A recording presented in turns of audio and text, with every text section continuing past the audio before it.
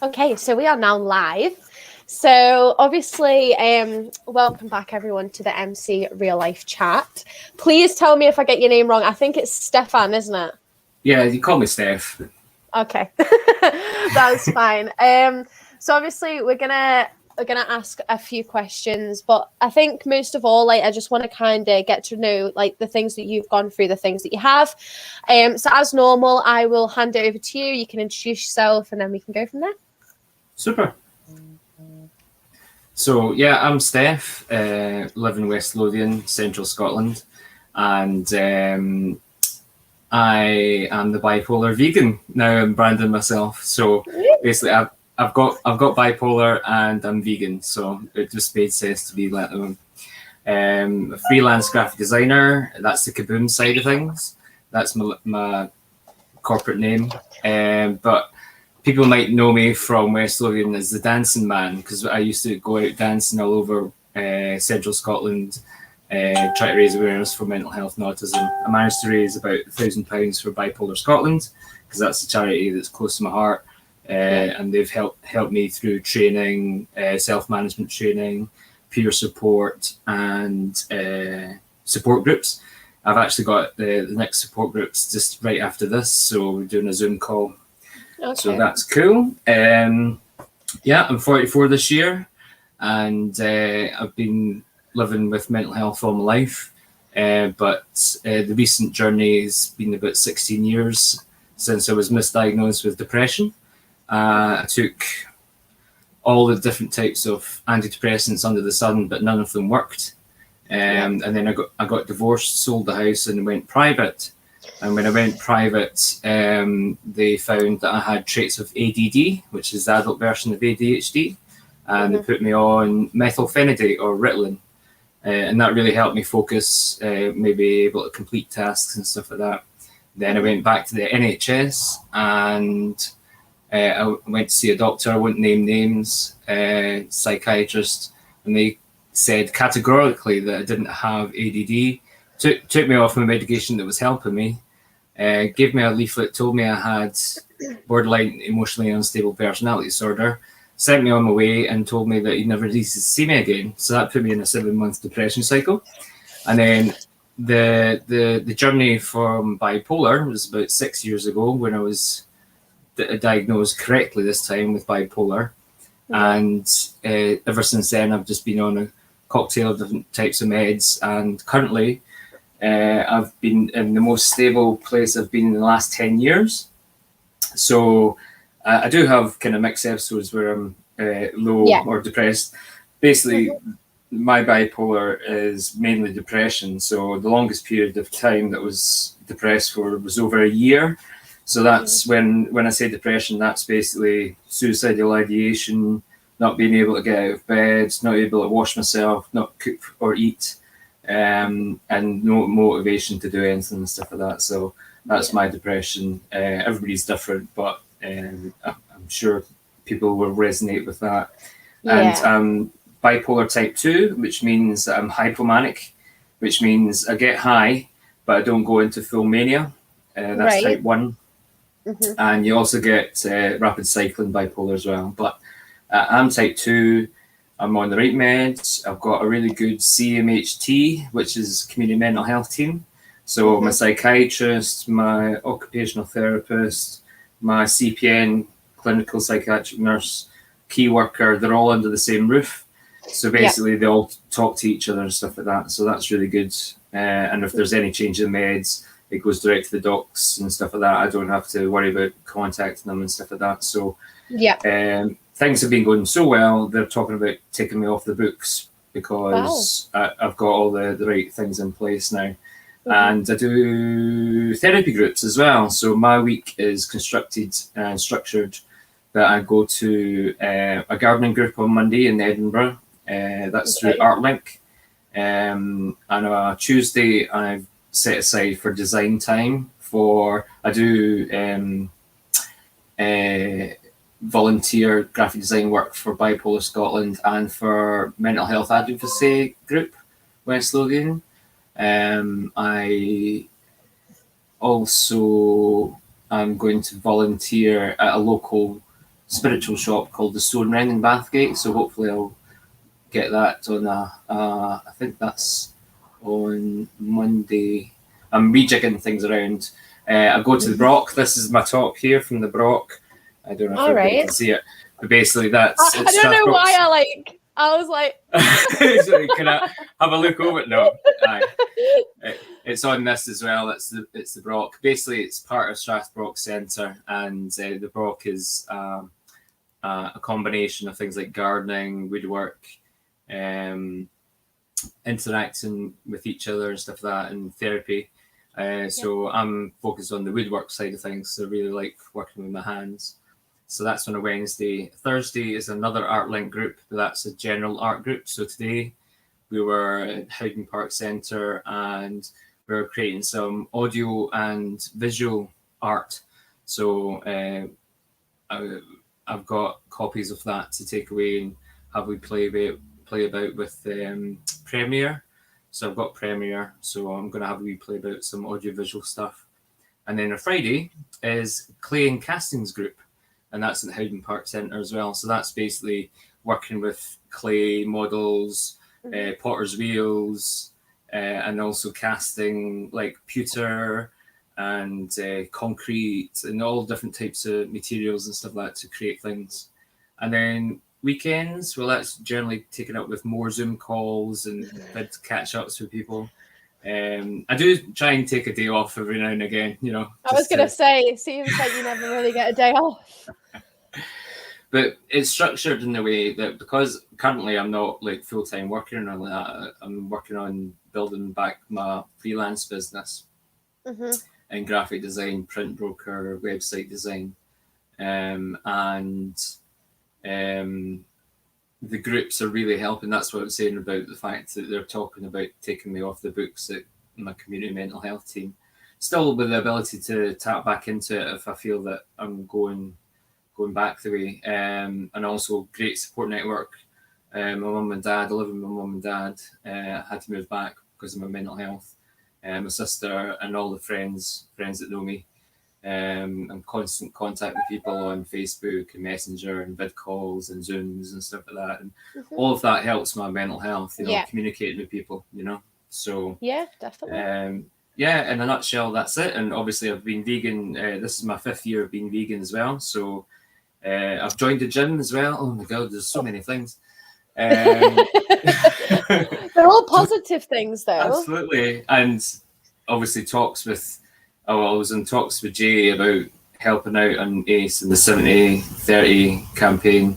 It's funny that you say that. I had a call with Jay at 1 o'clock to become an ambassador. So I'm just waiting on hearing back for that. Do you know what? A lot of things you said, right? I've not been rude, right? I've been making notes for things that you've been saying. If you'd seen me like glancing over and stuff. So there's a couple of things, right, that I think is quite funny. First of all, you're vegan for 5 years. I've been vegan for 2. Oh, right, okay. I actually didn't realize that you were vegan either. I know that never comes up in conversation. What was kind of your reason, if you don't mind me asking? To be honest, it was. I hadn't watched anything. I hadn't seen any activism, nothing like that. I was cooking chicken one night in a stir fry, and it suddenly dawned on me that I was cooking the flesh of another being, and I went vegan overnight. Wow. You know, it was just as simple as that. And then I started watching all the videos and stuff like that. Obviously, I became vegan of my own volition, you know, and I wouldn't want to force that on anybody. Exactly. You know, I've done the activism, don't get me wrong. I've done the whole placards in Glasgow. I've done stopping the animal trucks going at abattoirs. Done the whole streets scene where we're all having laptops and showing the atrocities that are in all the abattoirs and stuff like that, and mass farming. You know, I've done all that, and there is a place for that. I do believe there's a place for that, but that's not me. I prefer doing it my own way, talking to people one to one if they want to talk about it. Do you know what I mean? I'm not preachy. I'm not preachy, you know what I mean? Yeah, I don't do that either. I think the only thing that like I do is like if me and my mum go shopping, I'm like, how could you do that? Do you know what I mean? Like, how could you? But no, I'm very much the same. I don't push it on anyone. It's your own choice if you want to do it or not. Yeah, absolutely. I mean, don't get me wrong, mum and dad, they're not vegan. They eat meat in front of me.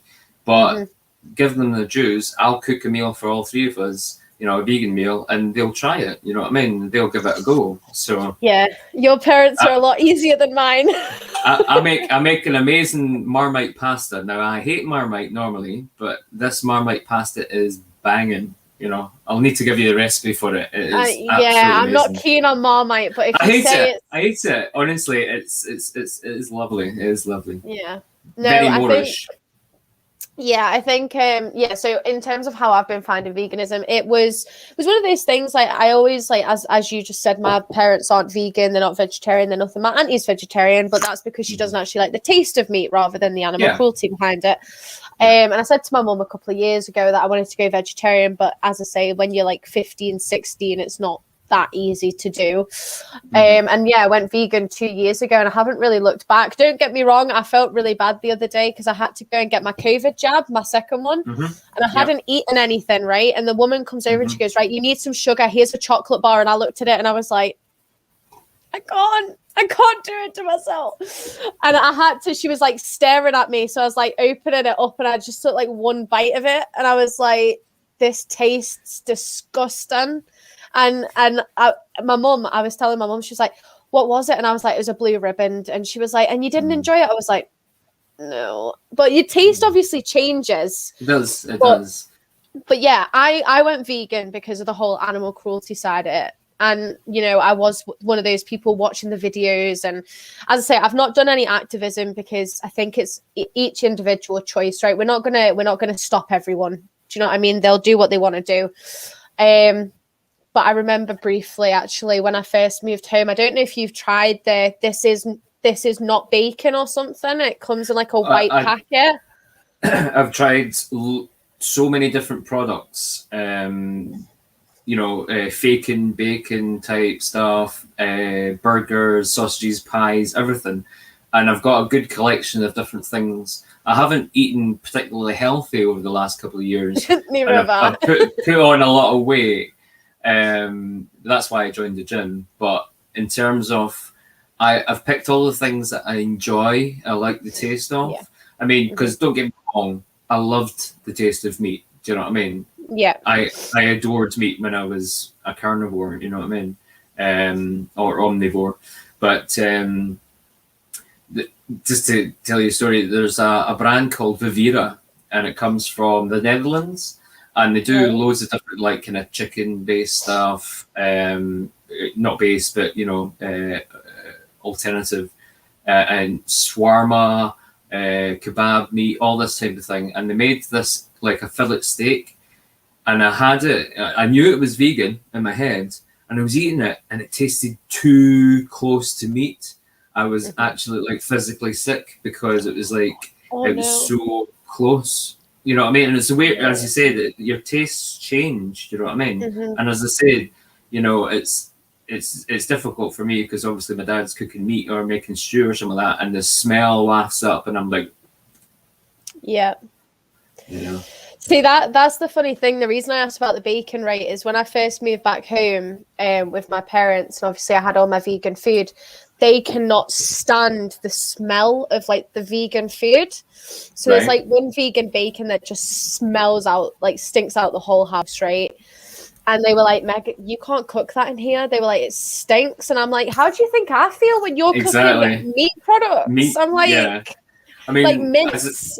Mince, it does stink. You're right. And it's funny because like I used to obviously like mince, but the smell of cooking mince is like, because it's like raw meat going into cooked meat, and it's just the smell of the raw meat. Yeah. But no, bacon, I mean, funny you should say that. I've got 2 types of vegan bacon in the fridge, and they're both pretty good. And I shop, no plug intended, but the vegan supermarket, the Vegan Kind supermarket. And that's online, isn't it? Yeah. I got some stuff off them the other day. They're great. Absolutely. Man, the choices, there's over 150 different cheeses, you know, and I love that was I used to love normal cheese, but I can get smoked applewood vegan cheese now. Oh, and that is the best, isn't it? And, oh.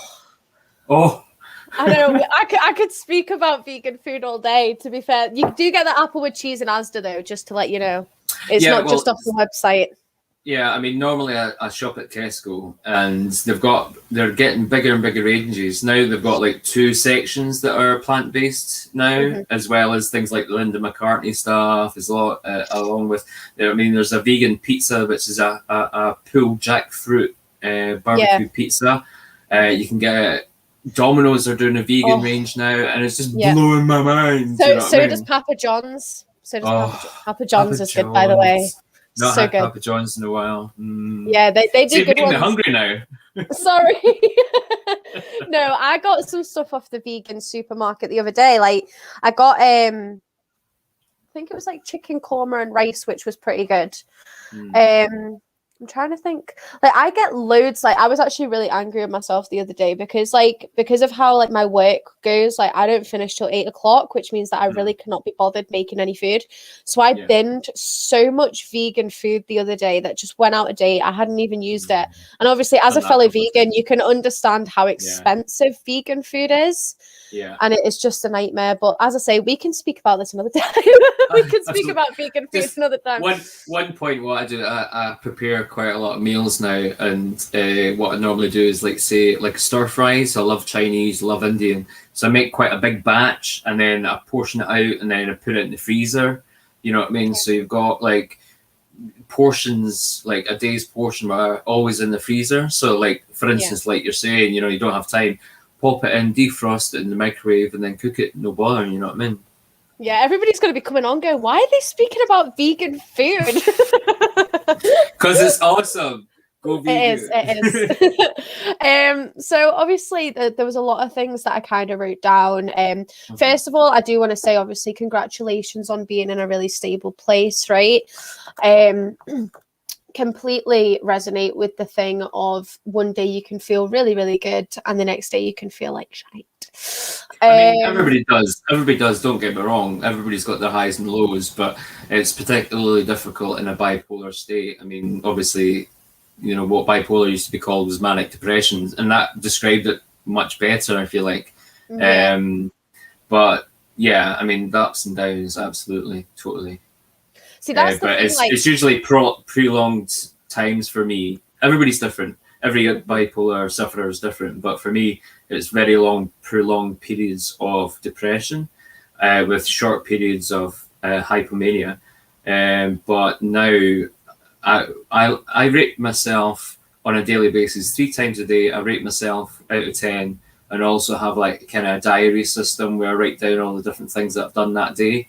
And my mum and dad both mark me down as how they see me as well, because sometimes that's skewed in terms of how I see myself versus how other people see me and stuff like that.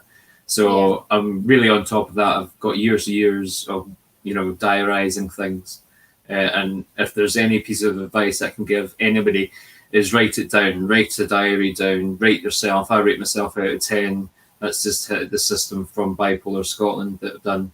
And I can consistently say that I'm anywhere between a 5 and a 6 now, whereas I would have been probably like a 4 or a 3 in a low, and maybe a 7 or 8 in a high, you know, so more stable. I think that's what's so interesting to me, right? Because for me, when like I think of the word bipolar, I think of really, really significant mood swings. That's how I like think of bipolar.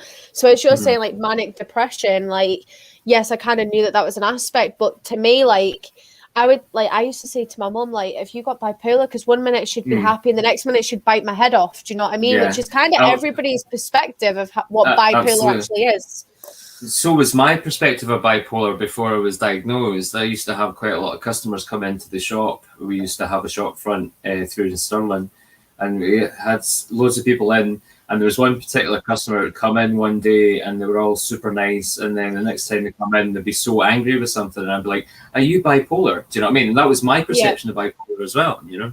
Yeah. I think obviously you, as you said, you pretty much are busy every single day of the week. So first of all, I'd like to say thank you for making time for the podcast. No problem at all. So I think what I want to come back to is where you said that you were misdiagnosed from the doctors, because to be fair, like I've not really heard much, like I've not heard many people saying they've been misdiagnosed with depression or misdiagnosed with something. How did that kind of make you feel, like knowing that you kind of knew how you were feeling, but nobody could kind of put like what it was? Well, basically, the reason I call it misdiagnosis is because I know I've got the correct diagnosis now. At the time, I didn't know it was misdiagnosed. So basically, again, a wee bit of background, I used to be addicted to alcohol, painkillers, and weed, right? So I went to the doctors when it was getting too much for me and said, look, I'm addicted to these. And it was a certain brand of painkillers called Sindol. Now, I don't know if you've heard of Sindol, but back in the day, I had paracetamol, codeine, and a muscle relaxant. And basically taking them was like being stoned. So you got the munchies and you had the feeling of being stoned. And I think eventually that got filtered down to the doctors and the product got recalled.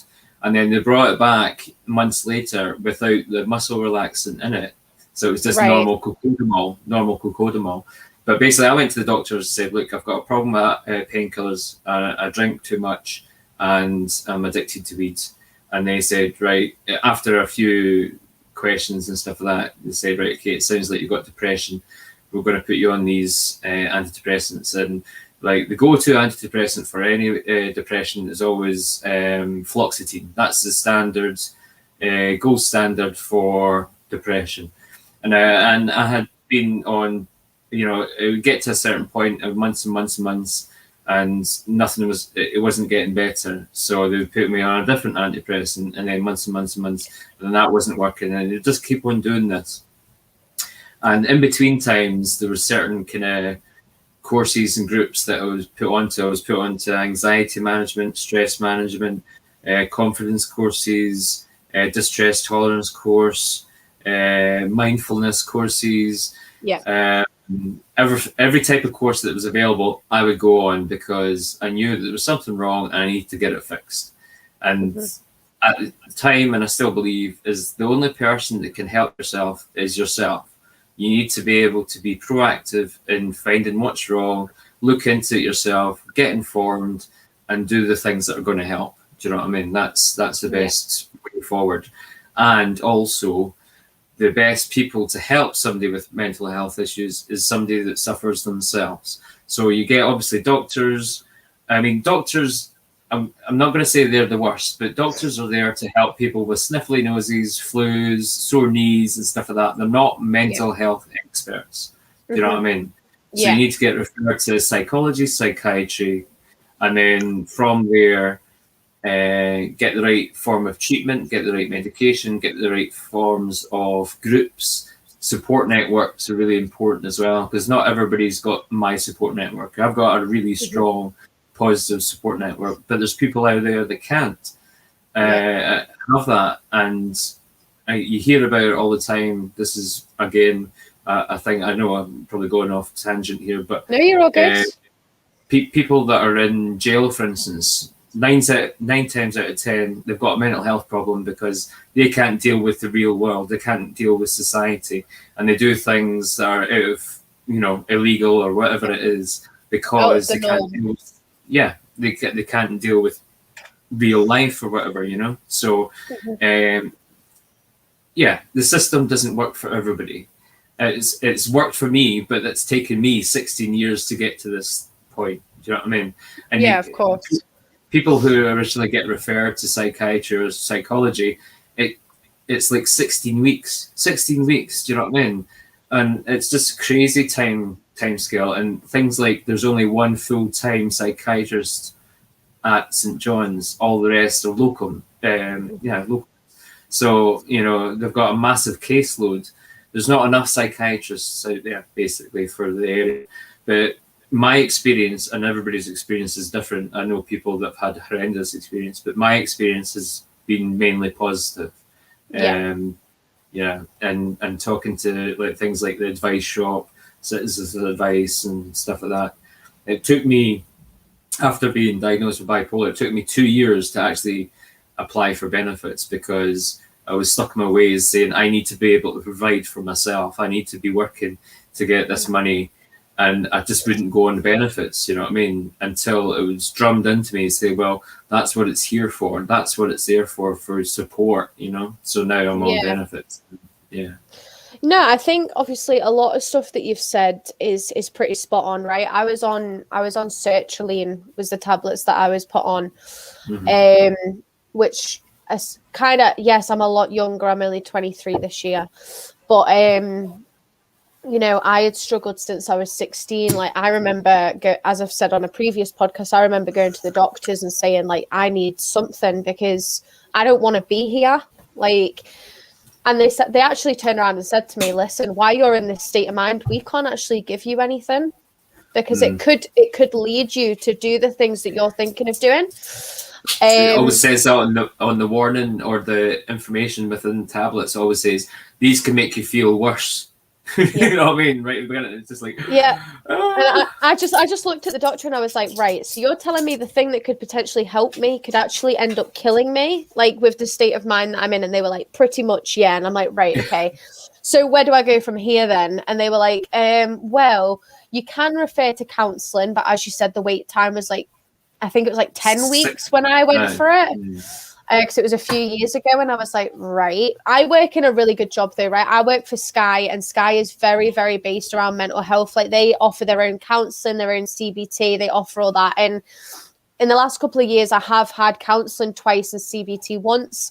And yes, all you get off mental health people is, have you tried mindfulness? Have you tried meditation? And I'm like, if one more person says this to me, I'm going to kill someone. Do you know what I mean? Because, like, I have books and books and books that were recommended to me. I have the Chimp Paradox. I have the Anxiety Journal. I've got the Chimp Paradox as well. and you read them, and you know, while you're reading them, you're like, oh, that starts to make sense, and oh, you know, this really makes sense. But nobody in their rational, like, when you think about being in that dark place or that really bad place, your mind isn't rational. So you're telling me you're going to be in this really low place and go, wait a minute. Chimp Paradox said to take a minute and said that my chimp's overreacted. It's not going to happen. Do you know what I mean? Yeah. Once you're in that place, there is all rationality is gone. Yeah. And I think obviously having Jay on and then Lewis and then yourself, I think is really nice to see, like, actually men speaking up about it, because, you know, there's not enough men coming out and speaking about the things that they struggle with. And, you know, with everything that you've said, like ADD, like depression, bipolar, like, it's so much to take in. Do you know what I mean? And as you said for yourself, like, for you for 2 years still, you know, I'm guessing another thing of the kind of benefits was you didn't want to be stigmatized to be one of those people on benefits. Was that ever like a thing? Yeah, it was a thing. Yeah, absolutely. Yeah. I mean, as you know, I've been working since I was 16. You know, I was a glass collector, and then I was a KP, kitchen porter, and I was a night porter. And then from there, I was working in the cinema back in Edinburgh when there was a cinema at Kinnaird Park. And then I was at college and working at cinema. And then my first professional job coming out of college was a space planner, interior designer, office interiors. And then from there, graphic design, always working. I started my own businesses as well. I've had loads of different businesses. And then it just got to a point where I just couldn't manage it anymore. I couldn't cope. And then I had to take time off work and sell my businesses for nothing and all this kind of thing. I wasn't in the right mind. And then, it's almost like discovering yourself, you know, seeing who you really are. I'm quite spiritual as well. So I believe in quite a lot of different things. I wasn't brought up religious, non-dominational, but over the years I've now got back in touch with my spiritual side. I think when I was younger I was quite spiritual, but I didn't realize that that's what it was. And it's the same like mindfulness. The way that I see mindfulness is looking at the world as if you're a child. So, you know, it's the wonder. You lose the wonder. I think society breaks it down. You know, you need to do this.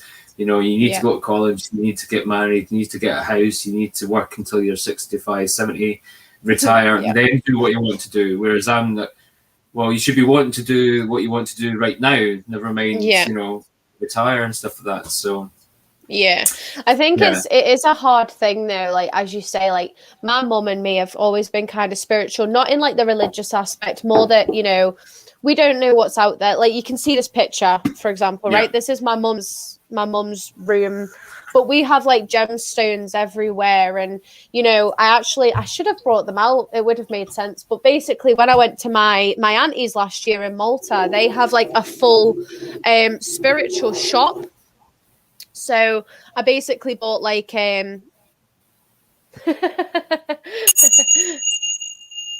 not great when I've got headphones in.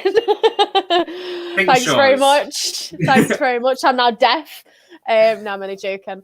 So there was this full like spiritual shop, and my auntie called it the hippie shop, right? Because it was like all like hippie clothes and stuff like that. And I went in and I loved it. Like I spent an absolute fortune. I had like affirmations, and then I found this chakra thing, which is like you hang it on the wall and you put all the different chakra stones in it.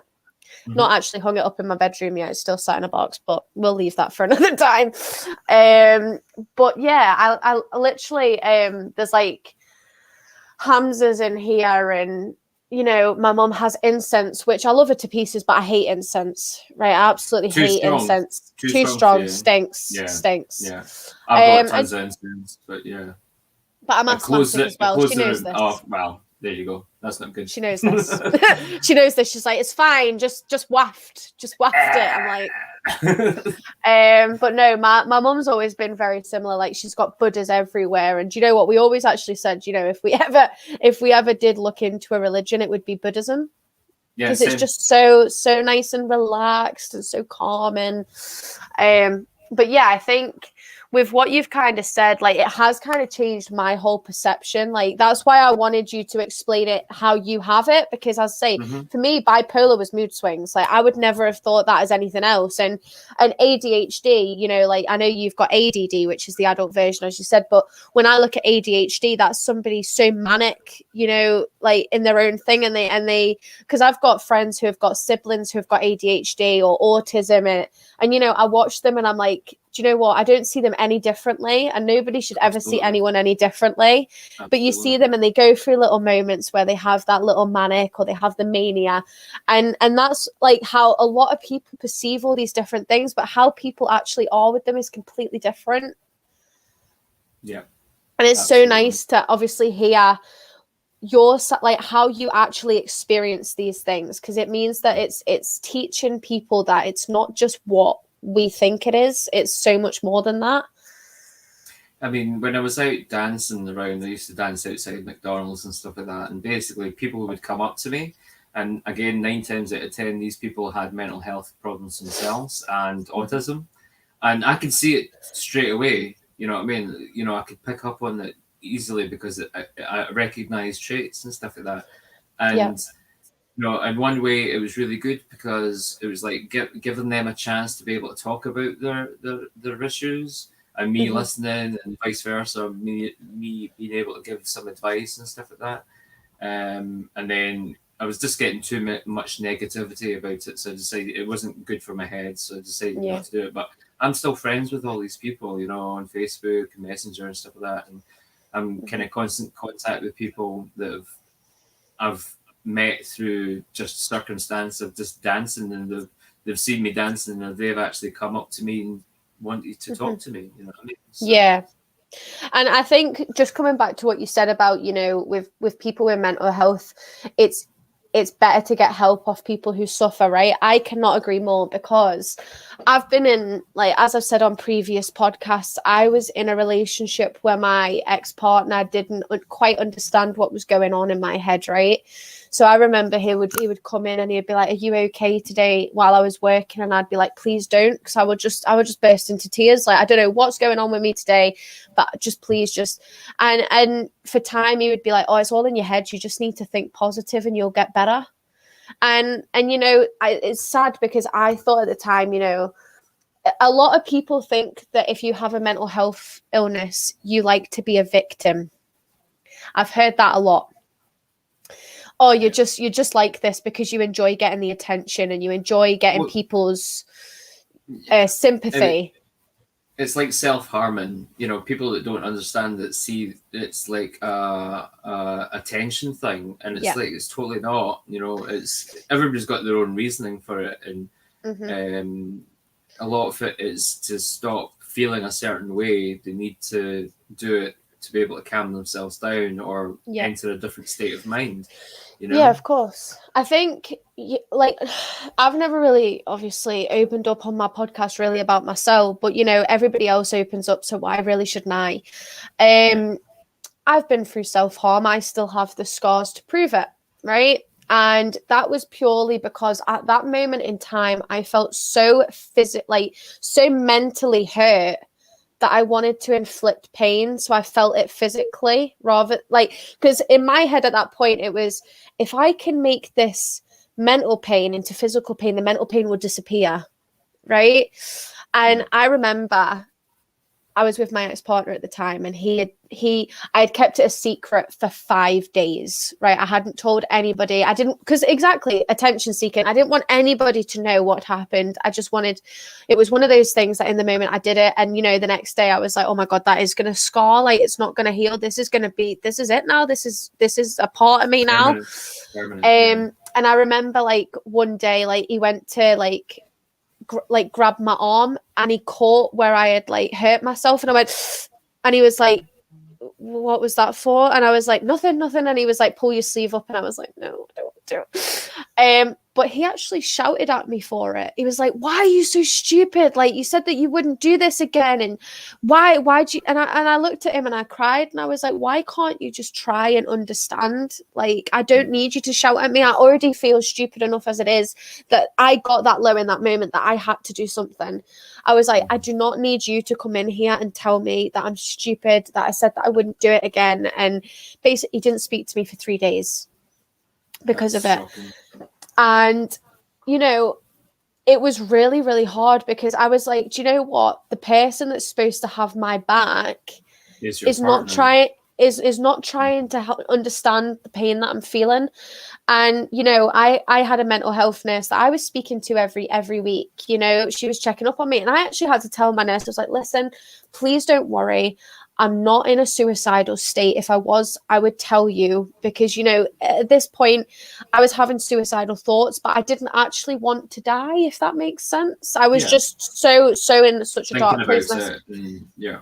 Exactly. And I said to her, I was like, listen, I would tell you. I was like, but I did self-harm. I was like, but he made it worse. I was like, and to be honest, this is going to sound very morbid, so I am going to apologize to anybody that watches this back, right? I was living in a flat with my partner who worked away every single day of the week. If I really wanted to do something drastic, I had the channels to do it. You know what I mean? I was in a fully functioning house. There was knives. There was everything. Nobody was ever coming round. If I really wanted to do something, I would have done. I didn't. I just needed temporary pain release. And there's this thing where people go, oh, if you put an elastic band on your wrist and you feel it, you can just flick the elastic band. And it does work in some extent. It does work, and I think a lot of people don't talk about self-harm because of how, it's not, I'm not doing this to affect anybody. I think what we need to realize is self-harm is an attention seeking. Sometimes it's a cry for help.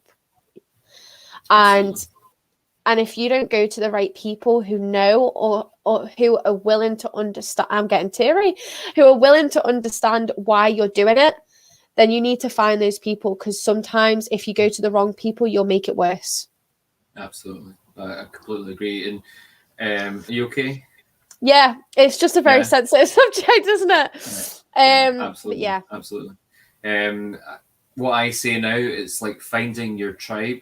So whatever you are in, as if you're mental health, veganism, whatever, it's finding the like-minded people that are in the same situation or similar situations that you can be so relaxed with and so open with that it isn't an issue in your head anymore. It's out there and freely spoken about, and that's where you get your support from, you know.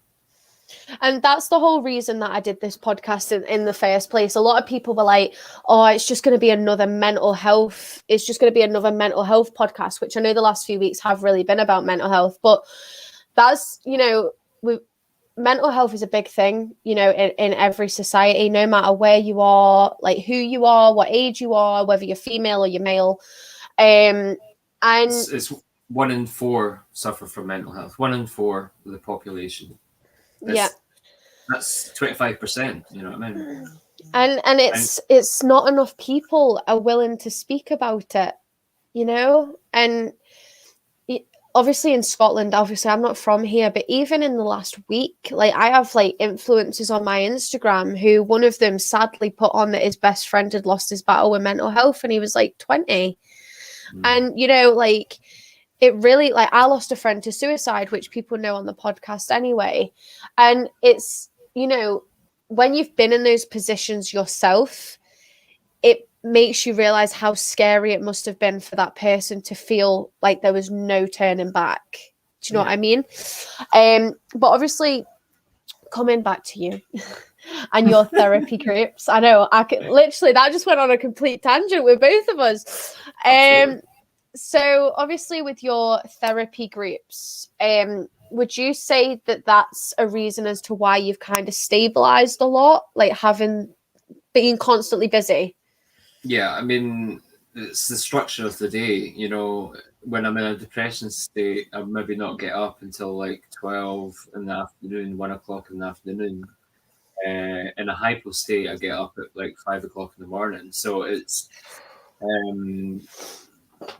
having that structure in your day. Say, right, okay, it's 10 o'clock, 11 o'clock, I go at my group, you know. I come back, I've maybe got a couple of Zoom calls. I make sure my lunch is at more or less the same time. I try and make my dinner at the same time. And that structures your day. It might seem quite simple, but having that structure there really helps. But it's a combination of everything. It's getting the right medication that works for me. It's getting the right support networks. Again, groups aren't for everybody, you know. It just so happens it works for me. And I think whatever your ailment is, reading up on it, being informed, that gives you power, you know. It allows you to then go to the professionals and say, look, this is what I want to do, or this is how I'm feeling, this is the way that I would like to go, the direction. And it's power. And case in point, I started listening to podcasts. I'm quite an auditory person. I love books. I love the smell of books, but I retain information if I hear or listen to it. So I've got Audible and Luminary and stuff like that. And I was listening to an old episode maybe a few years ago about a retreat or clinic in Italy that worked with a controversial technique for bipolar called sleep deprivation. Right. Now, I hadn't heard of this, so I listened to it and it sounded quite interesting. So I looked into it, and there's a group on Facebook that I get that does research papers all to do with bipolar. And, you know, there's groups, I've joined quite a lot of groups on Facebook to do with bipolar, but this one's very, very clinical. It's about trials, results of trials, all the papers and stuff like that. And they looked into it for me and then send me all this documentation about this sleep deprivation. And it's been tried and tested. It's been monitored. It's the results, methods, everything. And then I gave all this information to a psychiatrist friend in Fife. They looked into it, and then when I spoke to them, say, hands up, it's been proven, you know, they can't deny it or whatever. So I used it on myself. And it's very simple for me anyway. It's basically just staying up all night, and I just do it for one night, and it lifts my mood from a depression to a level where I can deal with things. Right, okay. And that's worked for the last 3 times. Whereas prior to that, the only thing that could get me out of a depression cycle, now I've tried everything, listening to music, watching movies, contacting people, doing structure and stuff like that, and nothing got me out of it other than smoking some weed, and not a lot, just a few draws, and that would get me out of the depression. Yeah, of course, because it makes you relax and it makes you somewhat go to sleep, as Well, I've been told. I've never had that effect with weeds. It's always put me into a hypo state. Again, this is to do with the bipolar. It puts me into a hypomanic state. If I've had too much, I can go into full psychosis, and I have been in full psychosis because of drugs. But that was the only tool that I had to get out of the depression. And obviously, because it's illegal here, you're going against the law to do something that helps your mental health. Do you know what I mean? Yeah. And I didn't want to rely on that. So when I found this sleep deprivation technique, I was like, oh, wow. And as I say, the last 3 times that I've been in a depression cycle, I've left it for a wee while just to see if I can naturally come out of it. I've not come out of it naturally, and then I've had enough. Put my hands up. I'm going to use sleep deprivation, and it's happened, and it's helped the last 3 times, and that's over, as I said, this 10 or 11 month prolonged period of stability, and that's a go-to tool in my toolbox now. Do you know what I mean? Yeah. Along with everything else in terms of journaling, the groups and stuff like that, the only thing that's helped me out of depression is this sleep deprivation. Now, it's not for everybody, and check. I'm not a medical with doctors professional. and things. Yeah, check with your doctors. Double check that they're okay with it. Do some research on it. Look into it. Give the information to your doctors and your psychiatrists and psychologists. But it works for me, and that's all that matters in my head. What I mean? So. Yeah, and I think obviously, Sheila, I am just going to pop your message up on here. So she's just obviously saying, I'm not too bad, have my good days and bad days, but just try to keep having good thoughts. That is all you can really do, Sheila, to be honest. I'm not going to lie. I went on a podcast last week and I ended up coming off in tears, right? It wasn't his fault. It was just one of the questions that he asked was, you seem very, very positive on your podcast. Is that really who you are? Wow. And it really, you know what I mean? When it just hits you, right? Yeah. So, like, after that, like, the next day, and he said to me, he was like, so you are, I said, I can be quite positive. Like, I can be. And then he was like, do you ever have days where you don't want to get out of bed or you're not motivated to do anything? And I was like, yes, I do. I'm not going to sit here and say that I don't. Do you know, the very next day was one of those days where I woke up and I was like, I do not want to get out of bed. And I was thinking about that question on repeat, right? I come on these, I come on these podcasts to help people understand that it's okay to feel a certain way, right? But I never ever want people to look at me and go, how does she know what it's like? Because she seems so positive. I'm not going to lie to you, right? I actually broke down in tears yesterday and broke down in tears today, and I have no reason why, right? It was just one of those things. And I cried yesterday because I felt, at my age, there's a lot of pressure, and I'm seeing friends getting engaged and having babies and getting in meaningful relationships and all this jazz, and I'm here like a single Pringle, and I'm like, I'm stuck. I'm like, I was in a relationship for 2.5 years, and then we broke up last month, and then he's been an issue. And I kind of sat back and was like, where is my life going? And that's when it all unravels, right? Is when you go, actually, where is my life going? And then you put pressure on yourself, and then you're like, right, okay, I'm like, for me, I'm like, I'm 23, right? What do I want to do in 5 years' time? But that's impossible to say. Do you know what I mean? Everyone's like, oh, you should have a 5-year plan. I'm like, mate, I don't even have a plan next week. One day at a time. That's the advice is always one step forward, just that one little step, that one day. If you can, I completely understand. I can't see far in front of my face. Even I'm in a stable position.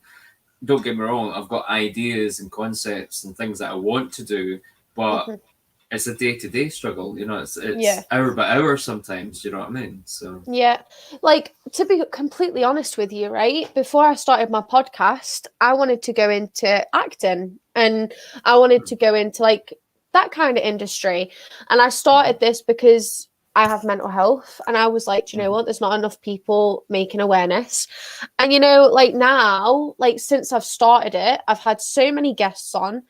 I'm now a regular on another podcast, you know, and I'm speaking with Jay. Jay's spoke to me at 1:00 this afternoon, and I've said that I really want to be part of his campaign. So I'm going to be an ambassador for Jay as well. I've also got a quiz night in a couple of weeks to fundraise money for the Samaritans, which I got my t-shirt today. Awesome. There's just so much, do you know what I mean? And even in work now, like I'm an inclusion ambassador. I'm looking at, you know, getting things better at work. And it's just, you know what, like I would say a month ago when I first like had my breakup, I would never have thought that I would have been able to do this stuff because I was so in a bubble. Like that was actually one of the reasons that I had a breakup, because I had all these plans and he didn't like it. But Sheila, I'm just going to come back to Sheila. Sheila put, you're quite right, Stefan, tiny steps at a time, right? And do you know what?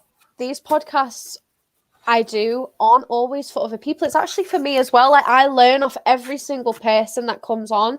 And do you know what? You are right. It's tiny steps at a time, because do you know what? I said, who was it that I spoke to the other day? I basically said to a friend, right? They were really, really low. And I says, do you know what? You've got out of bed. You've woken up. Do you know what I mean? You've woken up and you've got out of bed. Like that is an achievement. And for me, as you say, writing things down was a really big thing for me as well. Like I remember speaking to one of my managers and I was like, I am not getting anywhere here. And she was like, do a to-do list. And I was like, what am I going to write on a to-do list? I'm 22. Do you know what I mean? I don't have anything. And she's like, no. She's like, right, get out of bed, get dressed, make a coffee, make your bed, do this, do that. And she was like, and suddenly you'll see this to-do list getting bigger and bigger, and the satisfaction of crossing something off when you've done it. She was like, even if you don't cross everything off, you can look at it and go, do you know what? I've done quite a lot today. And it really does help. To-do lists never helped me because I got so much anxiety when I didn't do the things on my to-do list. So I write a list that was like 20 items long and only do one, and like it would get me so stressed out. You know what I mean? So don't get me wrong. It doesn't work for everyone. Yeah, I like writing lists, but give myself like a week to do that thing or a month to do that thing. You know. The thing that helped me, other than journaling, is, and I've done this through the West Lothian alcohol system. What was it? West Lothian alcohol, drugs and alcohol. West Lothian was a timeline. So right from when I was a child to now, there's all the items, all the things that have happened in my life, and putting dates to it, and all the different things that it affected and stuff like that. And I've got like 3 pages of all these different things, and it's a good exercise to do, because if you go to a psychiatrist or even a doctor and give them this list, they can then see all these items in your life, I mean, without you trying to remember everything, and that can really help your recovery, you know. And it also, speaking to somebody through another group, they use this technique to write an autobiography. And you know, I'm a great believer that everybody's got a book within them, you know, and something like that would be a good impetus to go into doing an actual autobiography, you know. So and I know we haven't really mentioned it yet, but I remember you commenting on one of the podcasts about social anxiety, right? Was going to ask you obviously about it. So was that something that you struggled with, social anxiety? It's the anxiety is an issue throughout, and the problem is I've never, and previously never talked to the doctors about, because the depression was more of an issue than the anxiety. I had anxiety, but I had coping strategies that I put in place that I was able to do without knowing that I had anxiety. So it's more recently that I went to the docs and say, I've got a depression, but also this anxiety. And talking to so many people as well about their experiences, you know, I haven't been diagnosed with anxiety or social anxiety, but it's in my notes that I've got anxiety, if that makes sense. Yeah. So the way that doctors or psychiatrists work is that they work on the most important thing that you've got, or the biggest thing you've got, and they tend to not do anything with the other elements. Yeah. But when you're dealing with mental health, there's comorbidity, it's called, which means you can have multiple different things that are happening. But what they tend to do is just laser focus on the most important thing. So the most important thing for me was the bipolar. Yes, I've got anxiety, and I've done anxiety management courses and stuff like that. So I know how to deal with those things now that the bipolar has been not taken care of, but is managed. Yeah. So I feel anxiety in social settings, and people find that difficult to believe because I put a face on. Always comes back to that mask. Absolutely. And the way that I describe, I learned this. I'm both an extrovert and an introvert, and it's called an ambivert, which means I've got both extrovert and introvert traits. And that's how I deal with it. That's the way I deal with my anxiety, is being loud, brash, in your face, dancing or whatever. That's my form of coping or dealing with it. And again, it might be a male trait, I'm not sure, but it's not showing that, or not being open enough to be able to talk to people about it. I get anxious, even before coming on to here, I get anxious about it, but the way that I get over it is incessantly talking. Yeah, no, you're absolutely fine, because obviously Lewis is obviously just popped on as well, and he's like, me too, dude. And one of my friends as well, she's put social anxiety queen here. And I know, like, I met Ebony last year, and she wouldn't even go out with me. Like, she was that, like, she wouldn't leave her house. And you know what? She's come such a long way. Like, she goes out. She even goes out on her own now, which is amazing, by the way. But Lewis, it's nice to see you joining, Lewis. Nice to see you joining. But no, I think I am quite similar. Like, yes, it is more of a male thing that you don't speak about it and that you don't show it. But I'm very similar in the fact that I do put a mask on. Even like I'm not going to sit here and say I don't cry a lot, but I don't cry a lot in front of other people. I normally keep it to myself. The last couple of days has just been like, ugh. So I've just kind of cried wherever I was. But I think the whole mask thing keeps getting repeated on every podcast, and it's because it is so real. It's such a real thing that people will just cover up whatever they're feeling to make sure that other people either don't pick up on it or other people don't feel the same way. And, a lot of people that have seen me, even in school reports, I got, she's bubbly, she's talkative, she's such an extrovert, she's all like, she's OTT, she's really loud. But see, actually getting to know all through school, and it was because in school, like, I look back now, right, and everybody's the same, but I look back at school and I'm like, oh my god, I wish I could go back and just be quiet, like, because I was so loud. I was your typical English girl in high school. You had your crush coming down the corridor and your volume would just shoot up because you'd want to get their attention. And I always used to get told, Meg, like, no boy likes a loud girl. No boy likes a loud girl. The boy's got to be the loud one in the relationship. And as I got older, I got quieter and quieter. But it doesn't mean that there's still not that loud, bubbly person. I just go bubbly as soon as I feel anything. And Lewis's message just popped up here. Always very important stuff. And it's great to see Stefan coming on. Good to see someone else talking about how mental health really does affect us all. Yeah, I think obviously I'm trying to get as many people on as possible. So I'm trying to get, everyday people. Like, I actually have one in a couple of weeks that this person came to me and he's a singer, and I'm like, okay. Well, I've got loads of people that I know, and I've got a LinkedIn profile with loads of other people, so I've got no problems getting you to connect up with. I've Yeah. got so many people, absolutely, like, Yeah. chop. I want to be able to give people the time to tell their own stories. Do you know what I mean? And I am saying to a lot of people, like, please only do it if you're comfortable. And I always kind of check, like, I've not really had scripted questions with you because you said to me, I'm fine with answering anything. Not like, obviously I do sometimes have scripted questions. I have friends of mine that said, I'll come on, but I want to remain anonymous. So I just want to obviously make sure that, like, if anybody does come on here, please don't feel pressured to, show your face or put your real name or anything like that. But yeah, I would be happy having anyone as long as I'm giving them the chance they need to speak out about how they're feeling.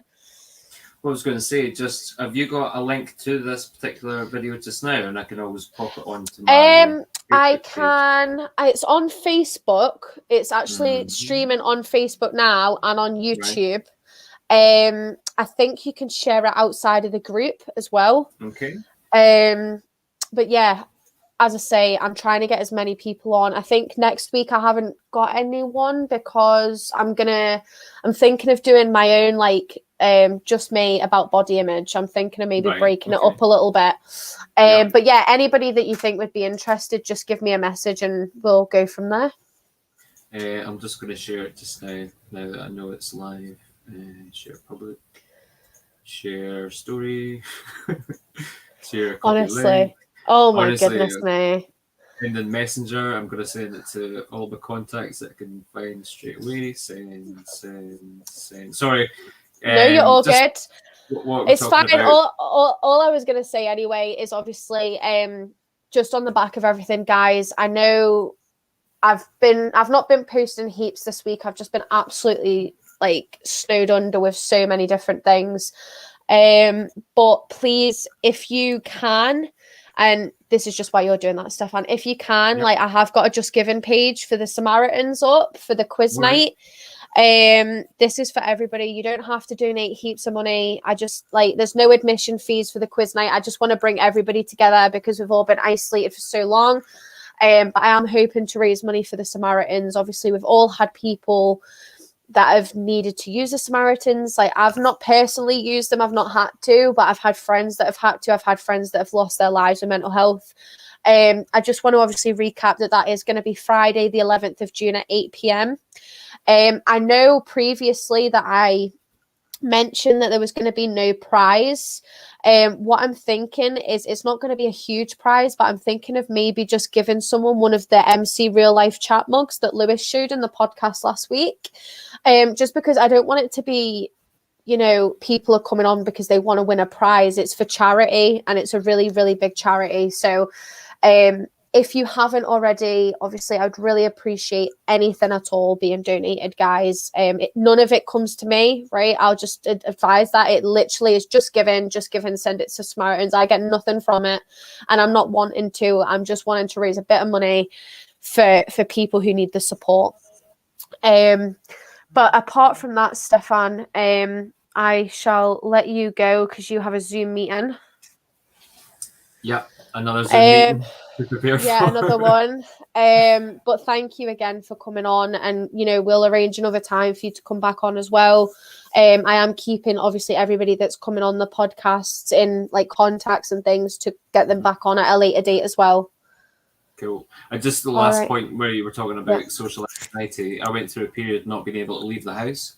This was after an incident at work where my boss actually punched me, and I wasn't able to leave the house, and I stopped eating.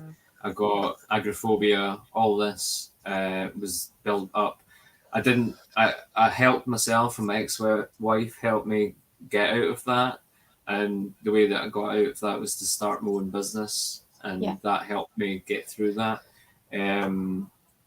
But it was just what we were talking about in terms of social anxiety and not being able to do certain things because of that, So I have had those experiences, maybe not actually